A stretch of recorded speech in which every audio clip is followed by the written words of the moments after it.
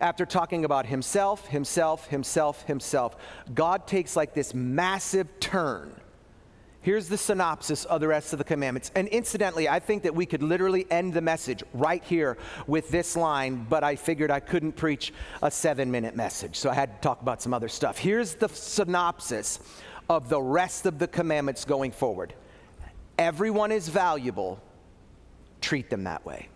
What if we just lived our life like that? What if like that was one of the core principles and characteristics of our lives, that when we looked at people, we felt like they were people of value, and we treated them like with that kind of atmosphere, with that kind of attitude. And what God was letting the people know, and ultimately letting us know, is that when you honor other people, when you honor the people around you, when you honor your neighbors, when you honor the people who work in the cubicle next to you, when you honor the guy who's one position down the line from you, when you honor the guy who works in the loading dock with you, when you honor that mama who has kids who play soccer on the same team as your kids, when you honor the people around you, ultimately you're honoring God.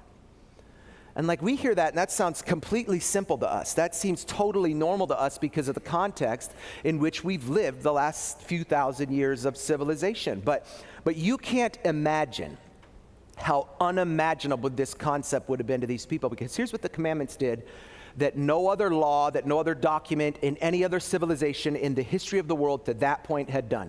The 10 Commandments literally elevated everyone's status.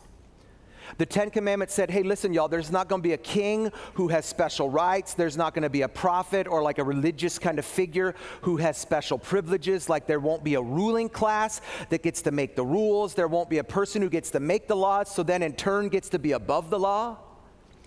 God was saying, like, everyone in this community is not accountable just to each other. Everyone in this community is ultimately accountable to me, and everyone has to obey the law because everyone in this community has value.